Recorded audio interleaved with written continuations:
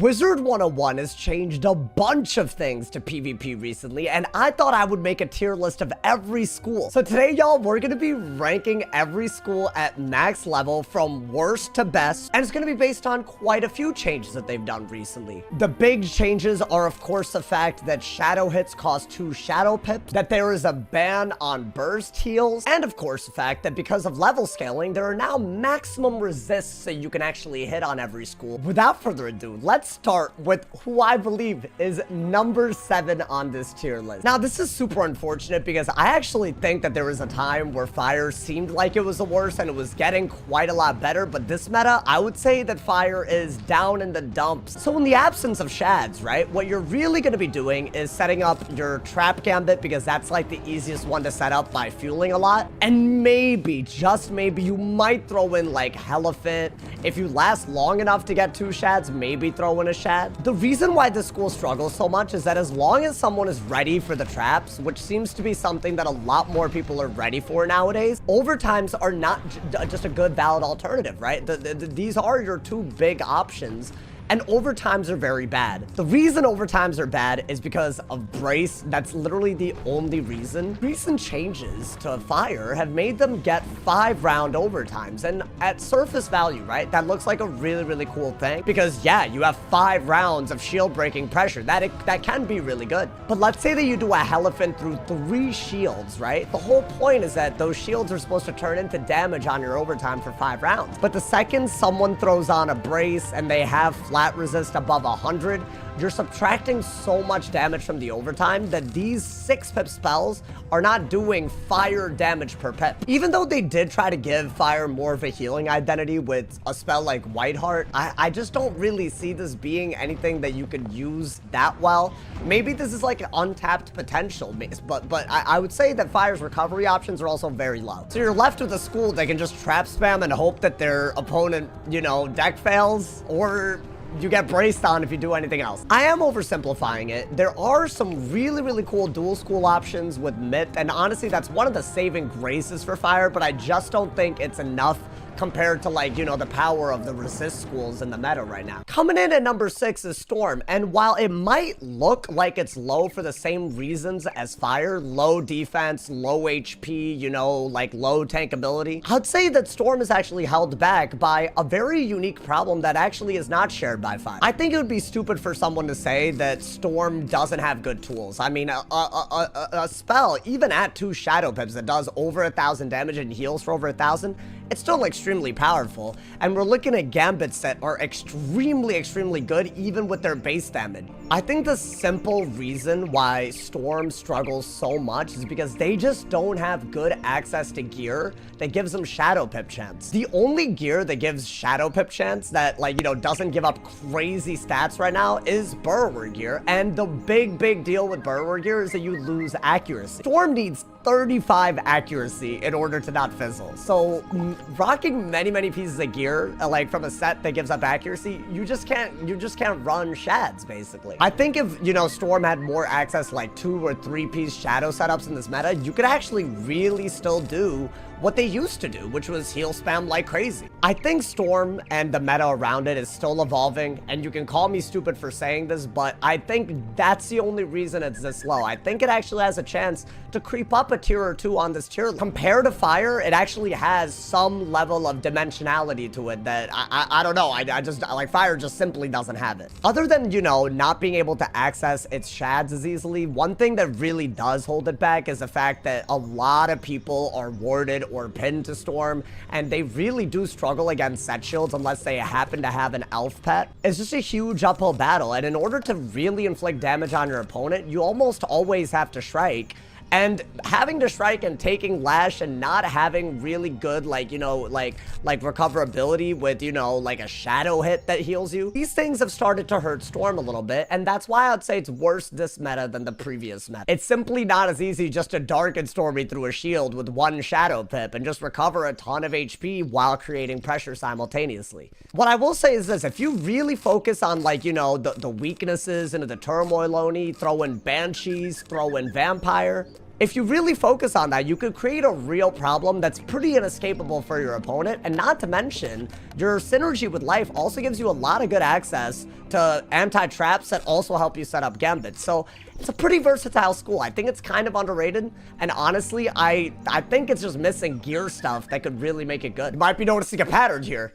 And number 5 on the list is the 3rd elemental school. Now, I've actually tried to dual school with ice, and you run into some really, really big issues right away. You can get your damage quite high, but your Pierce is never going to be really able to compete. Unlike other schools that dual school in Wiz right now in this meta and actually do kind of decent with it, I'm not saying dual school's like crazy meta, but you know, you could throw it in here and there. But unlike other schools, you basically need to be in Shrike in order to utilize your secondary school. And Shrike basically guarantees 10% lash, and as one of the highest health schools, that is a lot to sink in just to go into Shrike. I'd say one of the reasons why I'm putting Ice quite above Fire and Storm is just because of the fact that they do have really good tools, both against weaknesses and blades. This spell does way extra damage against weaknesses, and this spell turns blades into 35 traps, like up to 3. Now, it's really good. And weaknesses seem to be a very prevalent part of this meta, so I do think that, like, you know, like, that's actually like a big reason why Ice has a place in the meta to begin with. Honestly, I would put Ice way above, if not for the really bad balance and life matchups. And the reason why life is just so bad is because this is an extremely low damage per pip school, and life can basically cancel out your hits with singular heals right now. That's how bad the issue is. And while, yes, you might be able to throw in a Snowdrift, you might be able to, like, you know, Doom and Gloom and Threefold, it is an extremely uphill battle that the second you run out of resources will go into the life's favor. And as far as balance, any sort of shields that you do is just going to give them the ability to Hydra, and what Hydra does, it echoes shields, and it gives you way too many issues to deal with. It's a very simple job for a balance, just Mana Burn and Hydra and Ice, and they should win almost every time. If not for the prevalence of balance in life, I would actually think that Ice is an extremely competitive school, because I think it's actually very well-rounded in terms of stats. And we'll be talking about balance in life in this tier list, but that is the big reason why this is low. I actually think that, especially, you know, the Ice Burn Gen, it's a very nice gambit, actually. I've used it quite a few times.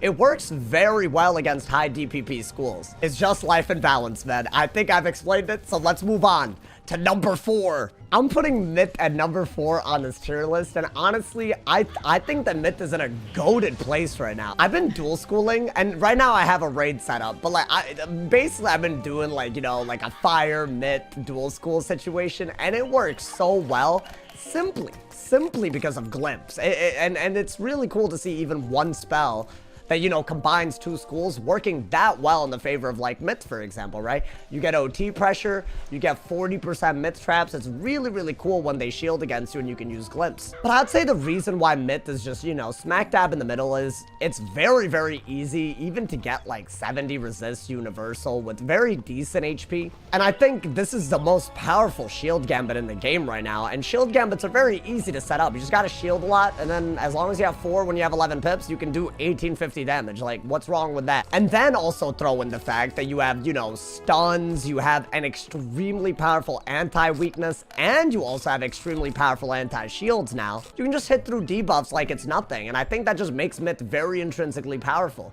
It does still lose to life and balance, like, very easily if the life is hell-bent on healing and if the balance just, you know, is hell-bent on countering. But I would say that Myth at least has a chance at beating those two, which is why it's definitely higher than Ice. It's a very well-rounded school. Highly recommend getting into Myth PvP if you want to, like, you know, have a school that, you know, is challenging but isn't, like, you know, literally like ass. But yeah, there's really not much to say. It's just a very well-rounded school that can do quite a few things and retains tankability, unlike the other high DPP schools, which are Fire and Storm. Number 3 on this tier list, without a doubt, is Death. And I'm gonna be honest, maybe I'll get some hate for this, but I actually think that Death is one of the more well-designed, you know, schools in terms of how it operates in this meta, like, you know, compared to every other school. It doesn't feel completely broken, but it also is extremely powerful. There's a couple of reasons for this. One, you get, like, a real easy access to extremely high DPP secondary schools, which